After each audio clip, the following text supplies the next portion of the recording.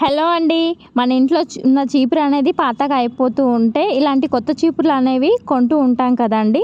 అయితే ఈ కొత్త చీపురుని సరిగా నీట్గా క్లీన్ చేయకపోతే మన ఇంట్లో ఉన్న దుమ్ము కంటే ఈ చీపురు నుండి వచ్చే దుమ్మే ఎక్కువగా ఉంటుంది. ఇలా చూడండి ఎంత దుమ్ము వస్తుందో.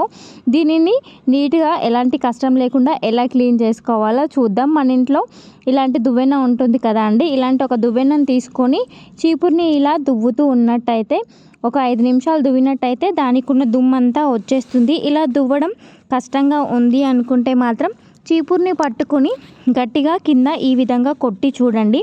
అలా కొట్టడం వల్ల కూడా చీపురుకున్న దుమ్ము అనేది వస్తుంది. కాకపోతే చీపురులో ఉన్నటువంటి చిన్న చిన్న పుల్లలు ఏవైనా ఉంటే మనం కొట్టడం వల్ల విరిగిపోతాయి. అందుకని కొంచెం జాగ్రత్తగా చూసుకొని కొట్టండి. ఇలా కొట్టడం కన్నా మనం దువ్వితేనే చీపురుకున్న దుమ్ము అనేది చాలా ఈజీగా వచ్చేస్తుంది.